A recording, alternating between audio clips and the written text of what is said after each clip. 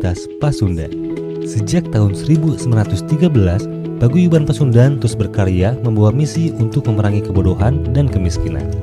Hingga akhirnya lahir Universitas Pasundan pada tahun 1960 dengan Fakultas Hukum sebagai fakultas pertamanya.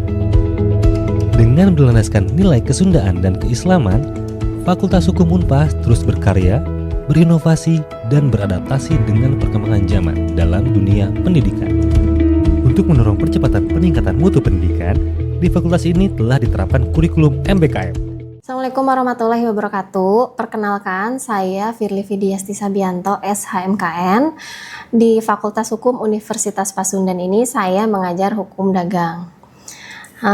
Sedikit mengenai mata kuliah ini. Mata kuliah ini membahas mengenai segala hal yang terkait dengan hukum dagang, mulai dari sejarah perkembangan, lalu mengenai teori-teori dasar yang ada di dalam hukum dagang, bentuk-bentuk persekutuan perdata, sampai ke implementasi teori-teori tersebut di dalam kehidupan masyarakat. Lalu untuk perkuliahan hukum dagang ini, keseluruhannya terbagi menjadi 16 pertemuan. Dibagi menjadi 16 pertemuan dengan pembagiannya 14 pertemuan untuk perkuliahan dan 1 pertemuan untuk UTS dan 1 pertemuan terakhir sebagai UAS. Untuk pembagian atau pemecahan materi pengajaran di kelas dibagi menjadi 14 pertemuan tadi. Untuk pertemuan pertama ini membahas mengenai sejarah perkembangan hukum dagang sebagai bagian dari hukum perdata. Pertemuan kedua mengenai pengertian hukum dagang, pekerjaan, pedagang, perusahaan, dan pengusaha, dan perbedaan pekerjaan dan perusahaan. Pertemuan ketiga mengenai kewajiban pelaku usaha, pengusaha, fungsi, dan perbedaan pembukuan dengan dokumen perusahaan. Pertemuan keempat membahas mengenai persekutuan perdata, pelaku usaha, dan bentuk-bentuk usaha perdagangan menurut BW dan WVK. Untuk pertemuan kelima membahas mengenai pelaku usaha perorangan, pelaku usaha yang berbadan hukum, badan usaha, PT yang berdasarkan Undang-Undang PT, lalu membahas juga mengenai PT perorangan berdasarkan Undang-Undang Cipta Kerja. Lalu untuk pertemuan ke-6 akan menjelaskan mengenai pengantar pembentukan usaha yang berbadan hukum. Untuk pertemuan ke-7 akan membahas mengenai perkumpulan dan yayasan. Untuk pertemuan di 8 membahas mengenai pedagang perantara di dalam hukum dagang. Pertemuan ke-9 membahas mengenai pengangkutan darat, pengangkutan laut, dan pengangkutan udara. Lalu untuk pertemuan ke-10 akan membahas mengenai jual beli dagang dan Incoterm 2020 juga UCP 600. Dan untuk pertemuan ke-11 membahas mengenai penyerahan dalam jual beli dagang menurut Incoterm 2020 dan menurut UCP 600. Untuk pertemuan ke-12 akan membahas mengenai perbuatan melawan hukum yang ada di dalam hukum perdagangan.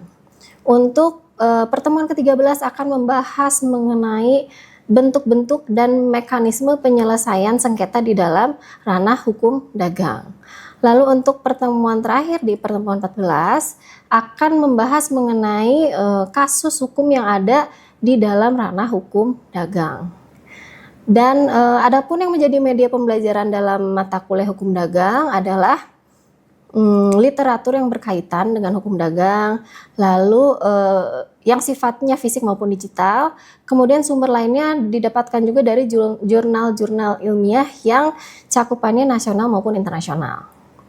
Kemudian metode yang digunakan dalam pengajaran hukum dagang ini adalah small group discussion, discovery learning, collaborative learning, dan contextual learning. Untuk mengefektifkan waktu, kita langsung video ini akan langsung dilanjutkan dengan video saya mengajar di kelas. Assalamualaikum warahmatullahi wabarakatuh. Selamat siang teman-teman. Oke, terima kasih sudah hadir. Hari ini kita akan melanjutkan pengajaran. Enggak, silakan langsung duduk. Materi mengenai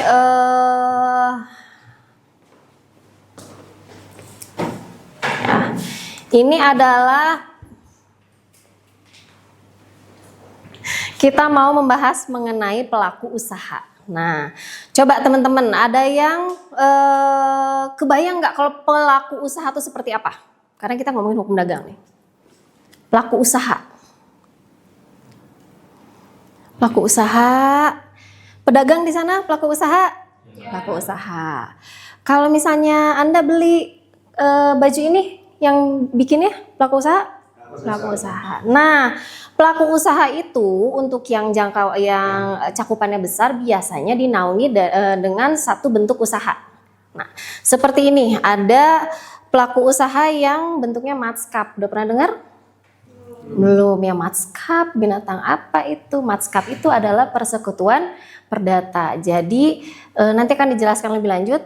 Matskap itu adalah bentuk paling basic dari persekutuan perdata. Jadi yang Anda kenal ada PT, CV, firma dan lain-lain itu paling awalnya adalah matskap ya. Kemudian ada firma dan CV. CV di sini adalah bukan kurikulum vitae tapi komanditer vennootschap ya. Kemudian ada PT, BUMN, yayasan dan koperasi. Nah, itu semua berangkatnya ada dari si matskap tadi. Jadi seperti ibu dari semua persekutuan perdata, gitu ya. Nah, teman-teman, sebelum itu, teman-teman pasti pernah dengar ada yang namanya badan usaha. Badan usaha yang berbadan hukum. Kalau ada yang badan hukum berarti ada yang non badan hukum, gitu kan ya? Nah, kira-kira kalau yang badan hukum yang kayak gimana, ada yang tahu nggak? Badan hukum. Badan hukum itu harus ada ciri dan syaratnya. Kalau badan hukum itu harus ngapain sih? Kalau badan hukum, misalnya PT, dia bikin PT susah-susah, ada RUPS, tahu RUPS? Rapat Umum Pemegang Saham, susah loh itu, keluar duitnya banyak. Ya, untuk sampai dapat bikin pengesahan RUPS. Tujuannya untuk apa? Apakah cuma silaturahmi? Enggak dong. Buat apa? Mencari mau jualan nih. Ya, di keuntungan. Jadi mau jualan di bawah naungan PT, tujuannya untuk apa? Bukan charity, harus cari. Tujuannya sama, berarti saya, Anda bikin PT mau ngapain? Charity? Bukan, cari keuntungan. Berarti punya tujuan tertentu, yaitu mencari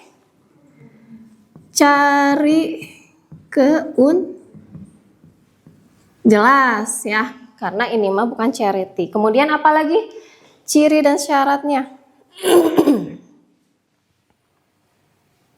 Punya lini usaha tertentu. Nah, kalau misalnya PT atau perusahaan atau persekutuan perdata lainnya, itu harus jelas lini usahanya. Misalnya di bidang kesehatan, ya, karena nanti ada izinnya. Jadi perusahaan itu bekerja atau mengelola apa? Misalnya pengadaan alat tulis atau misalnya bahan kimia, harus jelas. Makanya di sini ada lini usaha atau bidang usaha tertentu. Nah, kemudian apalagi kalau sudah berbadan hukum berarti udah serius nih karena terdaftar. Beda dengan teman-teman lihat tadi di kantin belakang, apakah bentuknya PT? Nggak usah ya. Berarti sebetulnya di sana mah yang mengelola siapa? Perseorangan kan? Untuk siapa? Untuk diri sendiri. Keuntungan untuk diri sendiri, dikelola untuk diri sendiri, modal diri sendiri juga gitu. Jadi apakah dia badan hukum? Bukan, karena di dalamnya tidak ada organisasi yang teratur. Nah, salah satunya juga ini adalah organisasi teratur. Nah, kemudian yang utama dari badan hukum itu yang harus ada adalah apa? Ada kekayaan yang terpisah. Antara siapa? antara perusahaan dengan si pribadi. Harus terpisah. Kalau tidak terpisah gimana? Bukan badan hukum, nggak boleh. Karena badan hukum wajib terpisah, ya. Berarti ada harta terpisah. Ya, ini tadi ciri-cirinya dari si badan hukum. Kalau yang non gimana? Harta aja nggak terpisah. Udah bukan badan hukum. Ya. Nah, kemudian di sini kita bahas nih mengenai matskap. Tadi kan saya sebut ya, matskap itu adalah bentuk paling awal dari persekutuan perdata, ya. Jadi misalnya saya dengan Anda siapa namanya? Rizky. Dengan Anda siapa namanya? Cindy. Rizky dan Cindy, saya kan bisa masak. Kamu misalnya bisa packing, kamu bisa ngedesain. Gimana kalau kita bikin usaha catering? Karena semua punya interest kepada masakan misalnya gitu. Ayo kita bikin aja. Nah, itu sudah bisa disebut dengan matskap tadi, persekutuan perdata. Di dalamnya ada perjanjian. Ingat, suatu persekutuan perdata, kebayang ya dari segi bahasa, persekutuan perdata. Berarti isinya harus ada berapa orang? Lebih dari satu. Jadi kalau cuma seorang, tadi adalah perusahaan perseorangan. Masa berikrar kepada diri sendiri, nggak mungkin kan ya? Kayak sumpah palapa, nggak bisa. Ya makanya persekutuan perdata harus dilakukan lebih dari satu orang. Karena ada perjanjian di dalamnya. Janji apa? Janji mengenai mau memberikan prestasi. Prestasi itu apa? Kewajiban. Mau membagi hasil, itu kan janji juga ya. Mau mengembangkan usaha, misalnya gitu ya. Mau ada pembagian pekerjaan, itu ada perjanjiannya, walaupun lisan itu tetap aja janji gitu kan ya kalau dalam perdata. Nah, di matskap ini memang tidak diharuskan bikin akta juga, akta pembuatan. Bisa aja secara lisan dengan teman. Mau jualan pewarna rambut bareng sama teman bisa. Bubar ya bubar aja gitu kan ya. Beda dengan tadi yang ada aktanya. Kalau bubar harus bikin akta pembubaran dulu. Kenapa harus bikin akta pembubaran? Takutnya nanti ada perjanjian yang mengatasnamakan persekutuan tersebut. Banyak lah ya kemungkinannya. Ini yang matskap. Nah, kemudian yang dapat digolongkan, gini, di dalam persekutuan perdata itu setiap pihak harus memasukkan inbreng. Apa itu inbreng? Inbreng itu adalah hal yang dimasukkan ke dalam persekutuan. Misalnya tadi saya, Rizky dan Cindy, ya, kita mau bikin matskap. Kita masukin inbreng karena wajib memasukkan inbreng. Inbreng itu apa tadi? Hal yang dimasukkan ke dalam matskap. Kira-kira apa yang bisa digolongkan menjadi inbreng? Kendaraan, berarti benda ya. Jadi apa? Modal juga kan? Ya. Misalnya kan tadi ada Firly, Cindy, Rizky ya. Tadi misalnya Rizky masukin mobil. Saya emang nggak punya dana segar. Saya punyanya mobil. Itu juga ambil punya orang tua kamu misalnya. Jadiin modal. Mobil, bisa nggak jadiin breng? Bisa, asal ada yang dimasukkan. Anda misalnya masukin apa lagi kira-kira yang jadiin breng? Alat kelengkapan, bisa. Atau misalnya orang kaya, duit aja. Bisa? Bisa. Saya nggak punya mobil, nggak punya mesin, nggak punya uang. Gimana atuh? Pakai jasa atau tenaga? Boleh nggak? Inbreng boleh nggak? Boleh. Saya pakai tenaga aja. Nah, ini semua disebut dengan inbreng. Jadi yang namanya inbreng bukan hanya bentuknya uang, benda, mesin, dan lain-lain, tenaga pun bisa. Pertanyaannya, kalau misalnya ternyata persekutuan ini ternyata untung untuk bulan pertama udah untung misalnya sampai 500 juta. Lumayan. Ini kan di dalam persekutuan ini sudah ada perjanjian ya, nanti harus dibagi kalau sudah ada keuntungan. Sekarang membaginya gimana? Sedangkan ini masukin mobil, ini uang, ini tenaga. Gimana? Kalau mobil bisa kehitung secara finansial? Dihitung? Bisa dong, ditaksir aja misalnya berapa.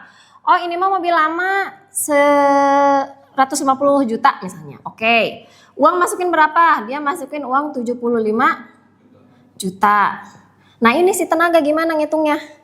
Kan tidak ada ya cara menghitung apa kilokalori gitu kayak di smartwatch gitu ya. Enggak ya? Beda. Karena tenaga ini bisa juga keahlian. Misalnya saya teh keluaran IT. Nah, zaman sekarang semua harus digital kan. Saya pakai kemampuan saya untuk di sini misalnya. Berarti ini gimana cara ngitungnya? Sebetulnya cara menghitungnya, jadi kan ini bisa dibikin perbandingan ya. Yang paling dihitung paling besar itu adalah yang punya uang sebetulnya. Ya, tapi kan ini dari jumlahnya banyakan yang mobil tadi ya. Terus kalau tenaga gimana? Berarti dihitungnya sebagai inbreng paling kecil. Kecuali ada kesepakatan sebelumnya karena ternyata tenaga IT sekarang lagi dipakai banget misalnya. Dan nggak banyak yang bisa atau nggak banyak yang cocok menguasai si webnya dan lain-lain. Gitu ya. Tapi sebetulnya secara teori yang memiliki tenaga atau kemampuan ini adalah yang paling kecil persentase keuntungannya ya. Itu untuk yang matskap. Nah, sekarang kita masuk ke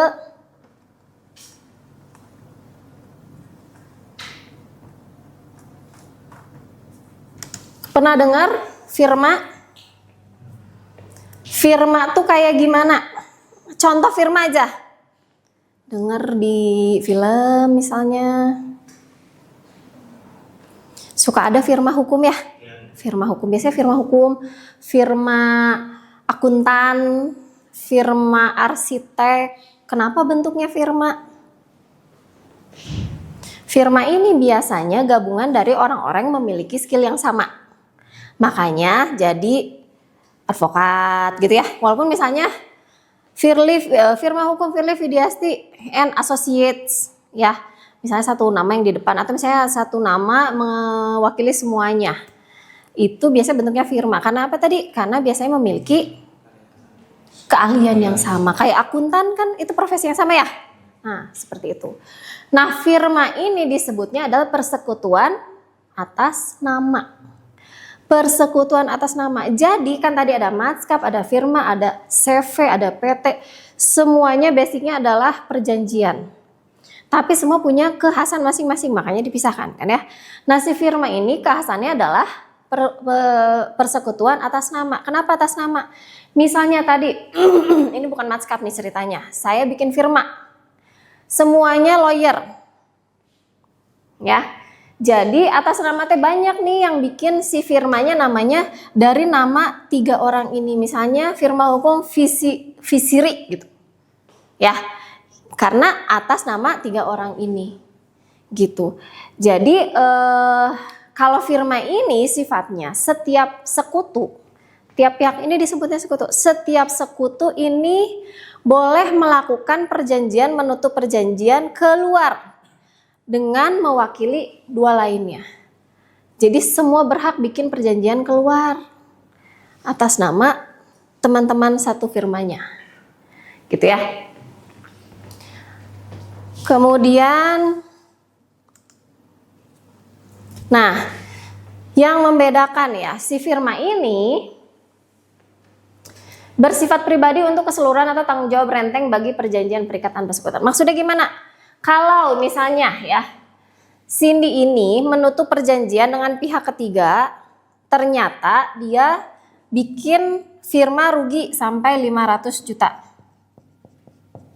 Nah, ini pertanggungjawabannya menyangkut ke seluruh firma karena satu orang bikin perjanjian mengikat untuk semuanya. Jadi si 500 juta ini harus dibayar oleh firma. Firma kan isinya 3 ini. Urusan di dalamnya nanti siapa yang bayar lebih banyak itu urusan mereka. Tapi ini adalah tanggung jawab firma untuk membayar. gitu ya. Jadi setiap sekutu bisa melakukan menutup perjanjian keluar saat misalnya ada kerugian harus dibayar oleh firma keseluruhan. Kalau firma seperti itu ya. Nah, si 500 juta ini pertanggungjawaban hartanya sampai ke harta pribadi kalau firma. Jadi kalau misalnya firma punya harta 300 juta, utangnya 500, tekor tuh 200 juta, kemana ngambilnya? Firly punya mobil, jual ya. Cindy punya rumah, jual ya. Rizky punya mesin, jual demi memenuhi ini sampai 500 juta karena sampai ke harta pribadi. Ya, nggak bisa tuh, jangan ngerampas harta saya. Nah ini mah ngomongin firma, nggak bisa kalau firma itu sampai ke harta pribadi. Oke, sampai sini ada pertanyaan soal firma? Saya Mangga. coba misalnya firma itu kan contohnya dari 3 orang ini salah satunya ada yang meninggal, tapi pengen dilanjutin yang di dalam firma itu oleh ahli waris lah. Kira-kira gimana ya Bu bisa? Oke. Nah kan tadi saya sebut ya, yang namanya firma itu adalah persekutuan atas nama. Atas nama siapa? Yang mendirikannya aja. Jadi saat ada yang meninggal punya ahli waris, ya tuh pengen nurunin, kan dia punya inbreng banyak misalnya di dalam firma. Sayang ya kalau misalnya dihilangkan. Bisa enggak? Tidak bisa, karena si anaknya bukan representasi ayahnya. Gak bisa kalau di dalam firma karena atas nama tadi. Kalau mau menggait si anak almarhum untuk jadi sekutu di dalam firma bisa nggak? Bisa, dengan cara bikin firma baru atas nama si ahli waris. Jadi karena si itu sudah meninggal ya. Jadi kalau sudah meninggal sudah aja, karena ini mah atas nama tadi. Hanya orang-orang ini aja. Kalau sudah tidak ada, atau misalnya, saya mah si Rizky itu tiba-tiba, saya mah mau punya usaha baru, saya mau keluar dari sini. Bisa nggak diteruskan sih ini? Tidak bisa. Ya udah aja itu, bubarin dulu, bikin yang baru sebagai firma yang baru. Paham ya? Oke. Kemudian sekarang kita bergeser ke komanditer, vennootschap, CV. Kalau CV sering dengar kan ya? Kayaknya lebih seringan dengar CV daripada firma. Nah, CV ini yang khas dari CV itu di namanya pun udah ada komanditer, vennootschap. Berarti ada sekutu komanditer. Nah, kalau di CV ada sekutu komanditer dan sekutu komplementer. Sekutu komanditer yang gimana? Yang pasif. Ini yang aktif. Apa sih bedanya sekutu pasif dan sekutu aktif? Dibandingin nih, kita bandingkan dengan firma tadi. Kalau ini sekutu apa si Firly, Cindy, dan Rizky? Aktif, pasif? Aktif. Karena apa? Semua boleh berhak untuk menutup perjanjian dengan pihak ketiga. Boleh berhak. Dan semua memiliki akibat hukum. Bedanya dengan si CV ini, ada sekutu pasif. Si pasif ini saat menutup perjanjian dengan pihak luar nggak bisa, tidak berakibat kepada si CV. Makanya disebut ada sekutu komanditer. Kalau si aktif ngapain? Jadi dibagi nih ya di dalam CV mah sekutu pasif dan sekutu aktif. Anda kalau misalnya punya kesempatan untuk melihat akta dari pendirian CV, dilihat deh, nanti ada sekutu pasif dan aktif. Yang pasif itu hanya masukin apa tadi? Inbreng doang. Ya, ngasih inbreng nih, duit misalnya gitu ya. Saya mah sibuk, tapi saya mau invest misalnya gitu ya. Oh iya nggak apa-apa. Misalnya sih sekutu komanditernya si B, ini si A. Si B ini misalnya memang dia pegawai. Jadi nggak ada waktu untuk mengelola CV tadi. Bisa nggak? Bisa, masukin aja inbreng. Nah berarti si sekutu aktif ini ngapain? dia mengelola CV, dia menjalankan, cari strategi bisnis, cari klien, menutup perjanjian, dan lain-lain. Jadi urusan pegawai sakit si A mah tahu, B belum tentu. Tapi bukan berarti si B benar-benar ngeblank atau apa-apa, nggak bisa kan? Misalnya secara berkala tiap bulan nanti ada rapat untuk ngasih tahu progres. Tapi kan nggak akan mungkin sampai tahu misalnya ada pegawai yang cuti melahirkan, sakit, kecelakaan, dan lain-lain. Ya itu mah si sekutu aktif aja yang tahu karena dia yang menjalankan perusahaannya. Gitu ya. Itu perbedaan dari si firma dan CV. Harus ada, diingat-ingat ini ya. Ada komanditer, berarti ada sekutu komanditer yang pasif tadi.